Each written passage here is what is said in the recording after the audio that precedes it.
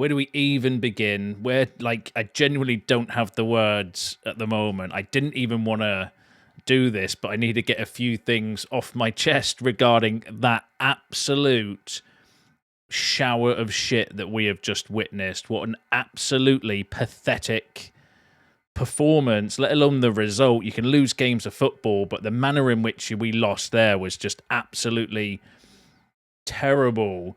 Just got off the phone with my brother-in-law, and he said you need to pick a different YouTube channel to start, don't you? Or you picked the wrong time to start a Man United channel. And my God, he was right, because that was painful. Give us your thoughts and feelings on that in the comments below. Where do we even start? And where do we go from here? Because, you know, it was just, for me, a complete clusterfuck from start to finish. The team selection, the performance, there was no urgency. Our press was non-existent, which has actually been one of our strengths this season. There was no tempo, no patterns of play. Like, we turned the game into exactly what Brentford wanted, which was scrappy, long balls. Even we were doing long throw-ins. When the fuck have we done a long throw-in like that this season? And, you know, forget about even being able to string passes together or look like competent footballers. It was just an absolute disaster. Defensively, we looked like rabbits in a headlight all the time. Obviously, the goalkeeper situation going forward could barely find any decent passes. Like, where do you even begin to unpick that? Because I just think it was completely embarrassing, shocking, terrible, shit. I could keep going on for words about how to describe that, because it was not good. I don't think there was a single moment in the game that I can remember that was good for us, apart from Sesko's goal. But even that was scrappy, because he had a few attempts at it, and probably that's the one positive from the game, is that Sesko got off and running. But, you know, there's so many bad performances I felt, and I'm just done with some of these players. You know, Bruno can fuck off to Saudi for me. Like, I genuinely am sick of watching Bruno. Maguire, you know, let us down again and again. Luke Shaw, sick to death of him letting us down constantly as well. And Diego Dallo, you know, I don't care whether he's a good professional or anything behind the scenes. He is absolutely bang average at best, and that's being kind. Was an absolute terrible performance. And then you go to the manager and you think, well, who finished the game? Diego Dallo stayed on, played the full game. Bruno Fernandes, when he made the subs, like Ugarte, I thought was actually having a better game than Bruno. If you're going to look at it objectively and say, okay, well, which of these two players do I think needs to be removed for Kobe Mainoo?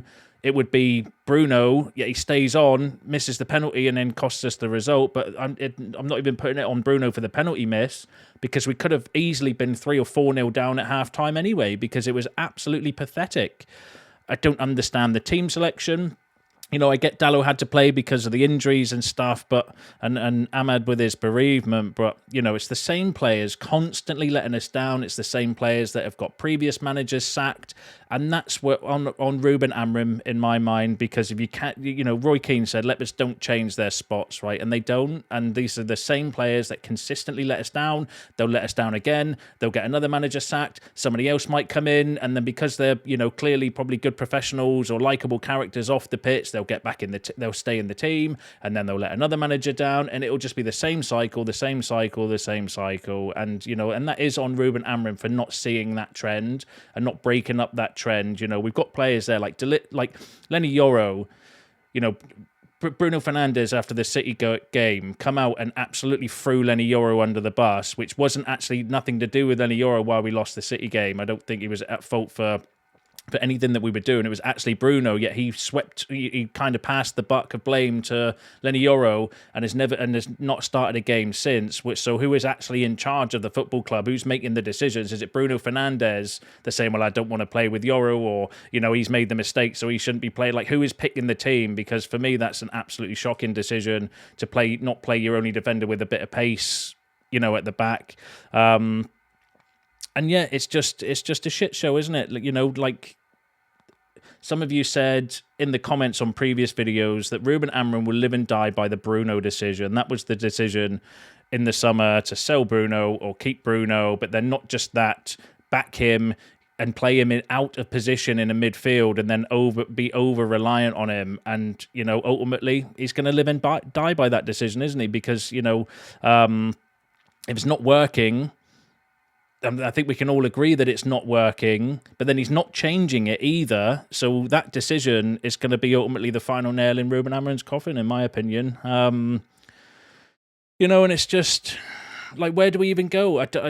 Where do we even go from here? Because it's just an absolute calamity from start to finish. That it was just shocking. And I get that. Once the players step over the line, they're responsible for what happened.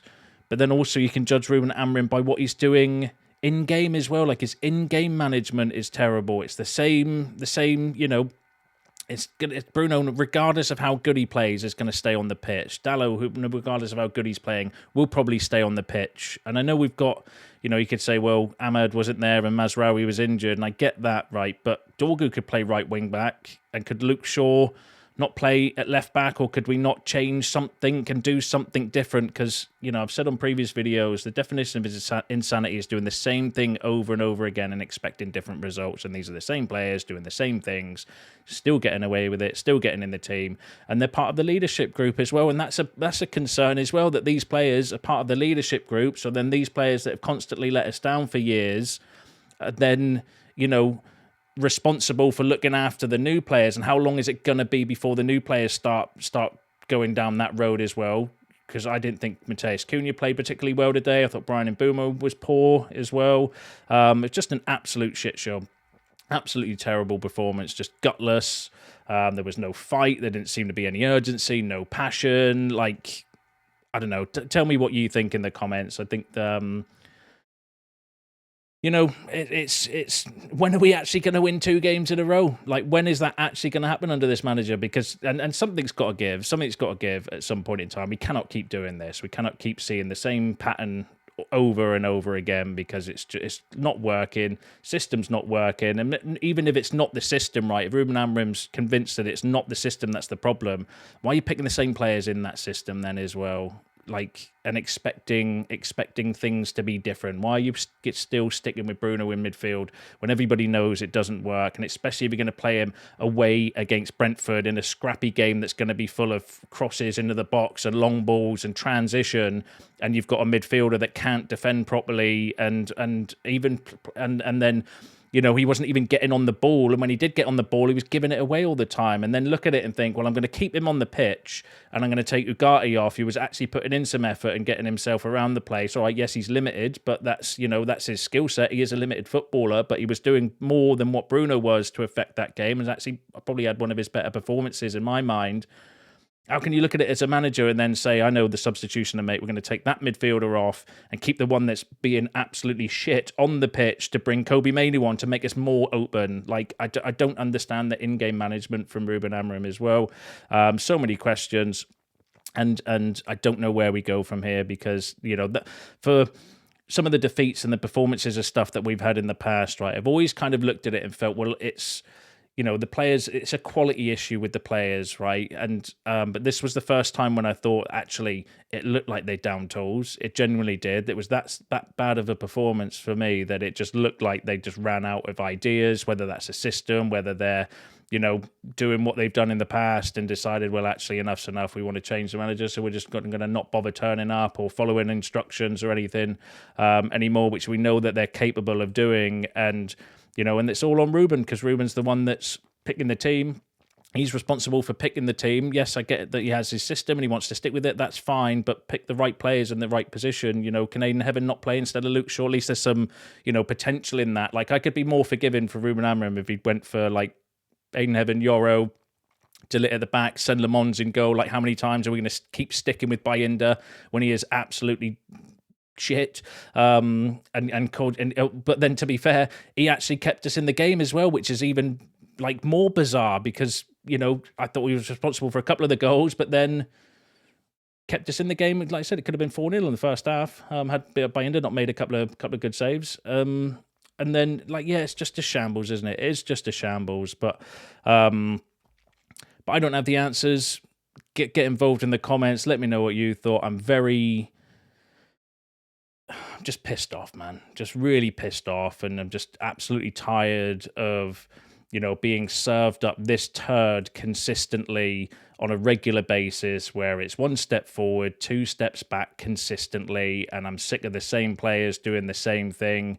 I worry that they're going to indoctrinate the new players as well, because actually when I look at it, I thought Dorgu was okay, not well, better than Dalot anyway. So Dorgu had a better game than Dalot. Ugarte was better than Bruno, I felt, in his position. Cunha, I didn't think was particularly good today. Sesko it fits and starts, and Bumo faded a little bit as well. But they were, the better of the performers on the pitch. Delit's probably the only one that can come away with some credit. Again, why is he not captain in this team?